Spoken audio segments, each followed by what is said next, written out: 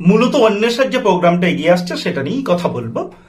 কিন্তু বলতে গিয়েও যে সময়ের মধ্য দিয়ে আমরা চলেছি সেই সময়টা সত্যিই বিশ্রী।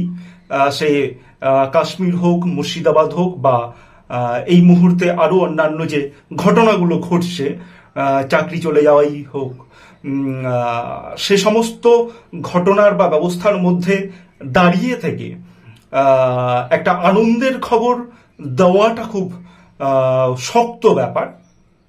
তো যদিও সবকিছুই তো আমাদের করতে হবে, সবকিছুর মধ্য দিয়েই আমাদের যেতে হবে, সবটাকেই বুঝে নিতে হবে। এরকম খারাপ অবস্থা আমরা আগেও দেখেছি, সেগুলো পার করেছি, এবারও পার করব। তবে অন্যান্য বারের তুলনায় এবারের ঘটনাগুলো বোধ হয় অনেকখানি আলাদা এবং অনেকটাই খারাপ, যে ভবিষ্যতে আরো হতে চলেছে তার ইঙ্গিতবাহী।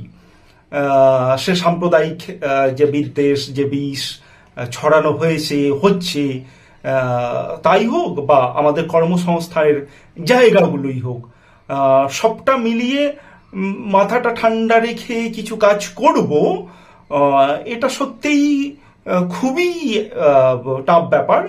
কিন্তু তার মধ্য দিয়েও আমাদের করতে হবে।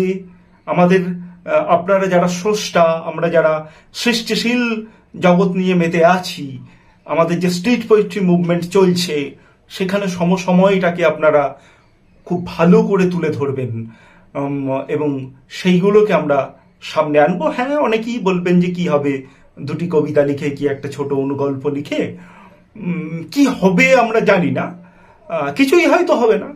কিন্তু তবু আমরা আমাদের জায়গায় দাঁড়িয়ে যেটুকু আমরা করতে পারি, আমাদের তো সেই প্রবল ক্ষমতা নেই, সেই অর্থ বল নেই, বিশেষত যারা সদ্য লিখছেই আমরা, বা ছোট ছোট পত্রিকা যারা আমরা আছি, আমাদের তো সেই বল ভরসা কিছুই নেই। কিন্তু নেই বলেই তো একবারে হাত পা গুটিয়ে বসে থাকা যায় না। যতটা পারা যায় আমরা আমাদের যে ম্যাগাজিনটা রয়েছে, আমাদের যে প্রকাশনা সংস্থাটা রয়েছে, তার মধ্য দিয়ে ফুটিয়ে তুলেছি, আগেও তুলেছি। আরজি করের পর খানিকটা আমরাও সামিল হয়েছিলাম। হ্যাঁ, হয়তো যেভাবে সবাই রাতের পর রাত, দিনের পর দিন রাস্তায় নামতে পেরেছিলেন, অনশনে বসতে পেরেছিলেন, সেভাবে হয়তো পারিনি।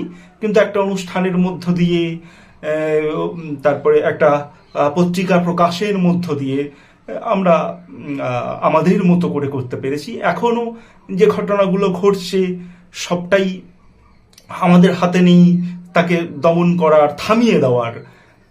কিন্তু আমরা যেটুকু পারি, যে মানুষের সঙ্গে মানুষের এই যে ভ্রাতৃত্ববোধ, যেটা আজকে চ্যালেঞ্জের মুখে, কেউ কাউকে আর বিশ্বাস করতে পারছেন না, এখনো পারছেন না, কথাটা বলবো না, কিন্তু সেই দিকেই যাচ্ছি।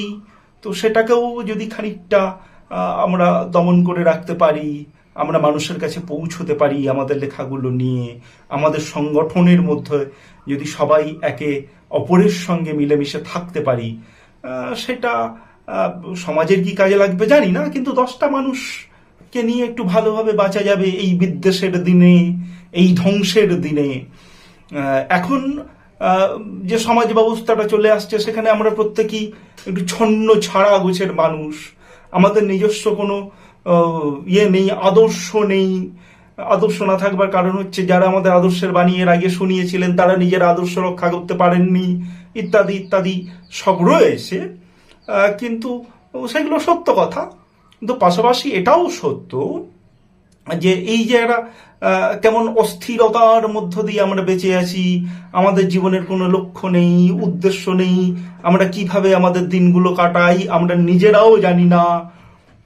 এ সমস্ত অবস্থার মধ্যে আবার এই সাম্প্রদায়িকতা ইত্যাদি ইত্যাদি ঢুকে, যে সেটা একটা যে অবস্থার মধ্যে আমরা যাচ্ছি, তাতে করে আমাদের বেঁচে থাকার যে আনন্দ, সেই আনন্দ থেকে আমরা বঞ্চিত হচ্ছি এবং পরবর্তীতে আরো অনেকখানি বঞ্চিত হব। আমাদের মনের ভেতরে অনেক রকম রোগ বাসা বেঁধে বসে আছে, আরো বাঁধবে। বড় বড় মানুষ যারা পথপ্রদর্শক বলে যাদের জানতুম, তারাও দেখছি তারাও যে কথাবার্তাগুলো বলছে খুবই সাধারণ এবং নিম্নমানের কথাবার্তা তারা বলছেন। কেন বলছেন আমি জানি না। তাদের কাছ থেকেও একটু ভালো ধরনের, মানে তাদের দিকে তো বহু মানুষ তাকিয়ে থাকেন। স্রোতের বিরুদ্ধে গিয়ে তারা কথা বলবেন, এটাই কাম্য, কিন্তু বলছেন না কোনো কারণে। তো বলছেন না বলে তো মানে একেবারে চুপ করে থাকা যাবে না, বা একটা খারাপ জিনিসকে উস্কে দেওয়া যাবে না। আমরা বা আপনি আমি যতটা পারি অবশ্যই সমস্ত কিছু মাথায় রেখে, কারণ আমাদের সেই আর্থিক সামর্থ্য নেই, আমাদের উপর অত্যাচার নেমে এলে আমাদের একাকেই সামলাতে হবে, অন্য কেউ সামলাতে আসবে না। এসবের মধ্যে দাঁড়িয়েও আমাদের হাতে কিছু কিছু কাজ করার ক্ষমতা আছে, আমরা সেটুকু করব। এবারে যেটা বলবো সেটা হচ্ছে আমাদের যে অনুষ্ঠানটা এগিয়ে আসছে, যেখানে আপনারা লেখা পাঠাচ্ছেন, আমরা এবছর সৌজন্য সংখ্যা যেমন রেখেছি তেমন আমরা সাম্মানিকও রেখেছি। পাশাপাশি প্রতিটি লেখাকে ধরে আমরা অনুষ্ঠানের দিন একটা বিশ্লেষণের মধ্য দিয়ে যাব, সেটাও সেই স্ক্রিপ্টটাও আমরা রেডি করছি। আপনারা যারা অনুষ্ঠানে আসবেন, যুবকেন্দ্রের অনুষ্ঠানে যারা এসেছিলেন তারা তো জানেন যে কিভাবে আমরা অনুষ্ঠানটাকে সঞ্চালনা করেছিলাম। বাংলা সাহিত্যের ইতিহাসে ওই ক্যাটাগরির প্রোগ্রাম এর আগে আমাদের এই বাংলায় হয়নি। এবার একটা আবার আর একটু অন্যরকম করে করতে চলেছি। দিনক্ষণ আমরা তো পরে জানিয়ে দেবই। পাশাপাশি অন্বেষা এবছর কলকাতা বইমেলায় খুব ভালো একটা রেসপন্স পেয়েছিল, খুব ভালো বই বিক্রি হয়েছিল। এই আজকের এতক্ষণে যে হতাশার কথা বলে এলুম, তার মধ্যে এটুকুই আশার দ্বীপ যে আমরা কিছু কাজ করতে পারি, কিছু মানুষকে ভালো রাখতে পারি। মানুষ ভালো থাকতে চান যারা, তারা এগিয়ে আসেন, তারা বই কিনেছেন, বই পড়েছেন। তো আমাদের সেই পাবলিশিং এর কাজগুলো চলছে। এই বর্ষার অনুষ্ঠানে আপনারা যারা নিজস্ব বই প্রকাশ করতে চাইবেন তারাও কিন্তু আমাদের সঙ্গে যোগাযোগ করতে পারেন। নমস্কার, ধন্যবাদ, পরে আরো কথা হবে।